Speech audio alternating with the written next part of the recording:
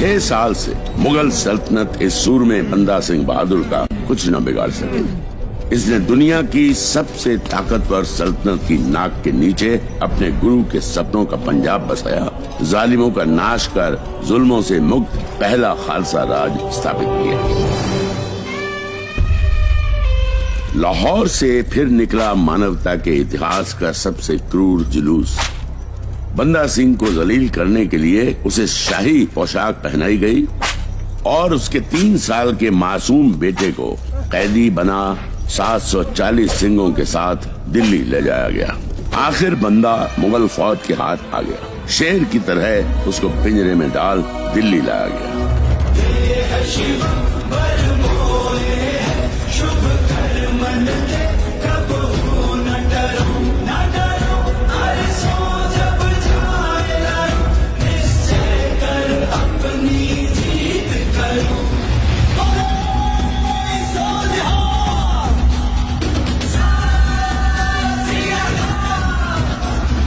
शहनशाह हिंदुस्तान, ज्यादातर सिंगों को हमने पंजाब में ही ठिकाने लगा दिया है और बचे कुचों की अकल ठिकाने लगाने यहाँ दिल्ली ले आए हैं। जो हमारा मजहब कबूल करे उसे रिहा करो और जो ना करे उसे फौरन अलविदा करो। आखिरी बार पूछ रहा हूँ, अगर कोई हमारा मजहब कबूल करता है उसको बख्श दिया जाएगा।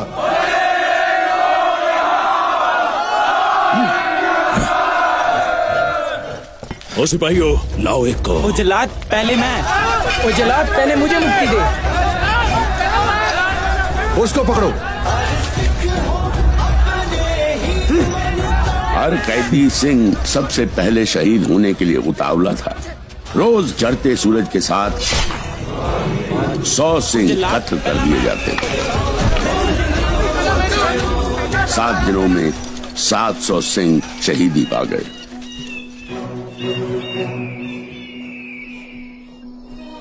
सात 700 सिखों को उनके साथियों के सामने ही कत्ल के लिए ले जाया गया। जनाब, फिर भी उनका फैसला नहीं बदला।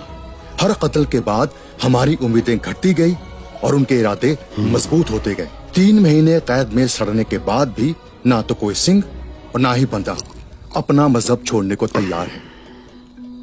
सर कलम कर दो।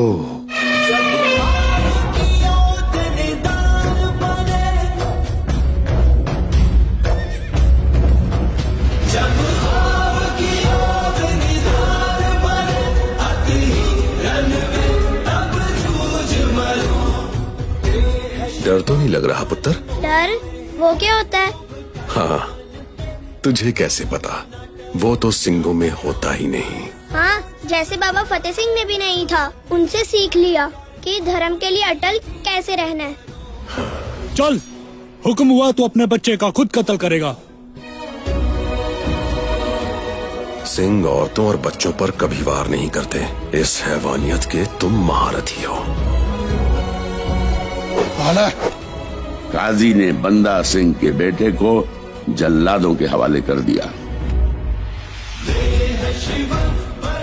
बंदा ने उसकी लाल दस्तार को चूमा और उसके कान में कहा, वाहेगुरु जी की फतेह। बेटे के चेहरे की तरफ देखा और निर्भय होने के लिए कहा। बेटे ने भी वाहेगुरु जी की फतेह गरज कर जवाब दिया, मैं निर्भय हूँ। उसने कहा। बेटा वाहेगुरु जी की फतेह उचारते हुए जमीन पर गिर पड़ा। सत श्री अकाल।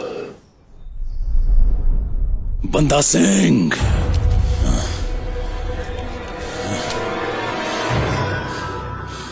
तेरी शांत आंखें मुझे डरा रही हैं। ये मेरे अंदर घुसती जा रही हैं। इन आंखों को फोड़, मैं तुझे अंधेरे में धकेल दूंगा, फिर तेरे टुकड़े टुकड़े करूंगा। हाँ। रुक क्यों गए? मेरी आंखों को तो फोड़ दोगे, लाखों और जो तुम्हें तुम्हारे पापों की याद दिलाएंगी, उन्हें कैसे फोड़ोगे?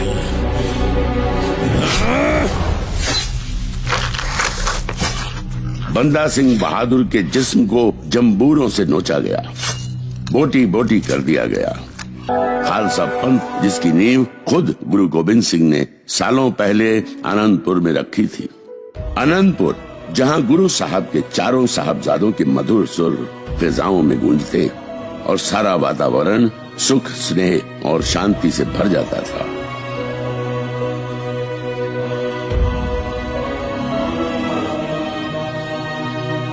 आनंदपुर साहब की रौनकों को किसी की नजर लग गई। धोखे से वजीर खान ने गुरु साहब से आनंदपुर का किला खाली करवा लिया और सरसा नदी पर आकर उनका सारा परिवार बिखर गया। 40 सिंहों और 2 बड़े बेटों के साथ गुरु साहब ने चमकौर की गढ़ी में डेरा लगाया।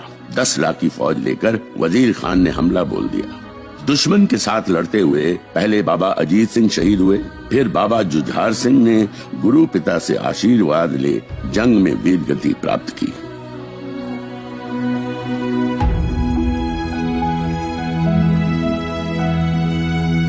गंगू के लालच ने माता गुजरी जी और छोटे साहबजादों को वजीर खान के खूनी पंजों में सौंप दिया, जिसने काजी के साथ मिलकर छोटे साहबजादों को दीवार में जिंदा चिनने का फतवा जारी करवा दिया।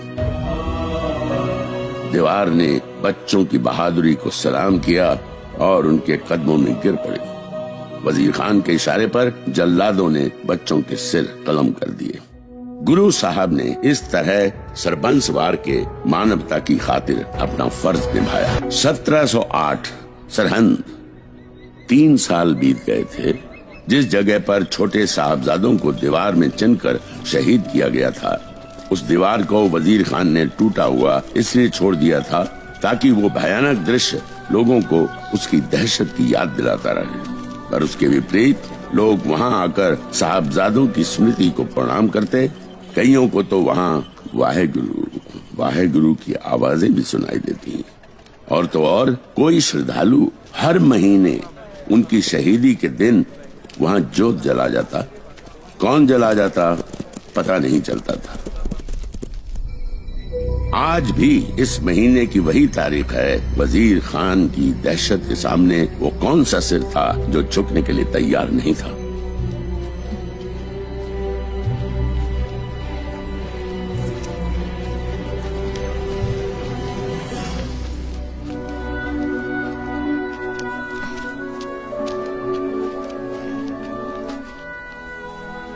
रजिया बेटी, जल्दी कर।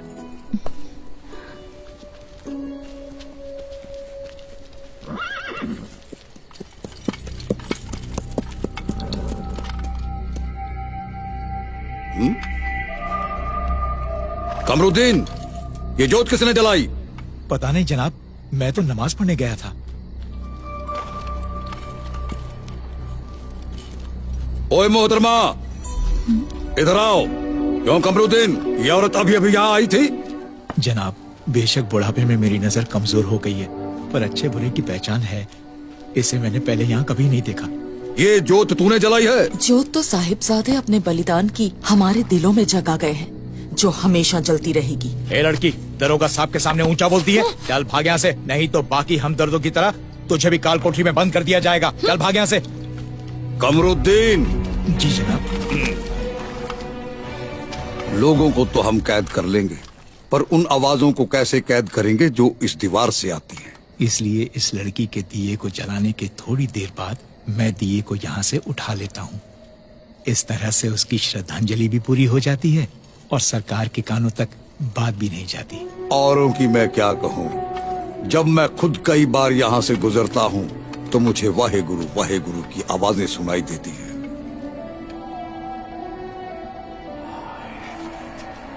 सुना जनाब?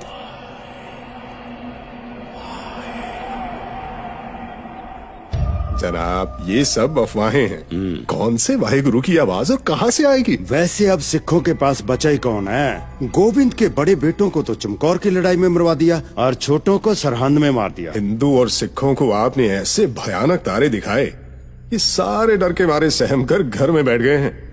और बादशाह की आंखों में धूल झोंकने के लिए आपने दरबार में 2 सिख, आली सिंह और माली सिंह को दीवान की पदवी दे दी है। तो बता दीजिए, वो कौन सी परेशानी है जो आपको अपनी ही उंगलियों के पटाखे बजाने के लिए मजबूर कर रही है? गोविंद, सिखों का गुरु, जो हमेशा मेरी मार से बचता रहा, मैंने उसके बच्चों तक को मरवा दिया, फिर भी उसने आकर मेरी चौखट पर सर नहीं झुकाया। मैं चाहे सारे सिखों को क्यों ना खत्म कर दूं, जब तक उनका गुरु जिंदा है मेरी समस्या जैसी की तैसी बनी रहेगी।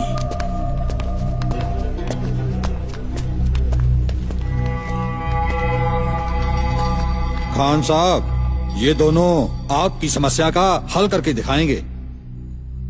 जिसका सर कलम हमारी तलवार ना कर सकी, क्या तुम उसका शिकार करोगे? जी हाँ, हमारे वार से मरेगा गोविंद और सदमे से मरेगी पूरी सिख कौम। तुम्हारे जवाब ने तो मेरी उम्मीदों के बंद दरवाजे खोल दिए। सुचानंद, इनकी झोलियां सौगातों से भर दो। जी। बादशाह गुरु को दक्षिण की तरफ ले गया है, उत्तर की तरफ ना आ पाए, और अगर कहीं जाए तो सीधा ऊपर जाए। जाओ।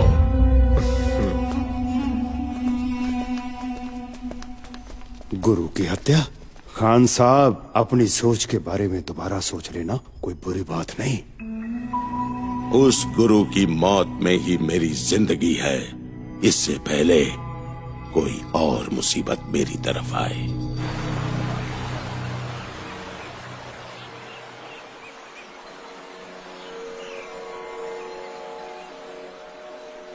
मोहन जी, मोहन जी, मोहन जी, मोहन जी, महंत जी, कोई अपने डेरे पर आया। आते ही उसने तो मटकी मर्यादा मिट्टी में मिला दी, बकरे काटे और अपने प्रसाद बनाने वाले चूल्हे पर मांस पकने रख दिया, और खुद वो आपके पलंग पर पसर कर बैठ गया। कौन है जिसने इतनी हिम्मत की? बाबा जी, सबक सिखाओ उसे। वहां बैठे ही पलंग समेत धरती पर उल्टा कर मारो, फिर जाकर पूछना। जाकर पूछना? नहीं, अपनी शक्तियों को भेजकर पलंग समेत उसको यहीं बुलाऊंगा, अभी इसी वक्त तुम्हारे सामने।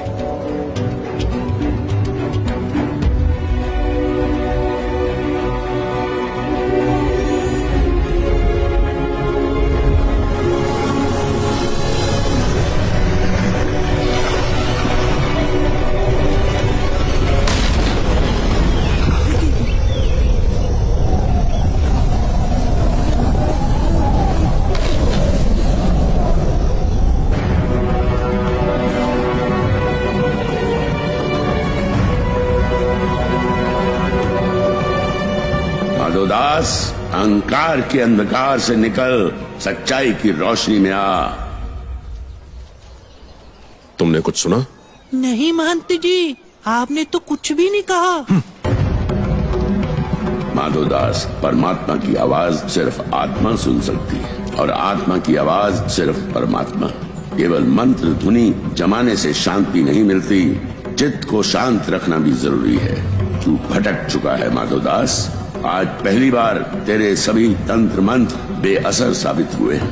दोस्तों, अगर आपको ये वीडियो अच्छा लगा तो इसको ज्यादा से ज्यादा शेयर भी करो, और ऐसी और अनेकों वीडियो देखने के लिए गुरुद्वारा बंगला साहिब का, गुरुद्वारा शीशगंज साहिब का, गुरुद्वारा रकाबगंज साहिब का और मेरा मनजिंदर सिंह सिरसा का पेज लाइक करो। आपका बहुत बहुत धन्यवाद।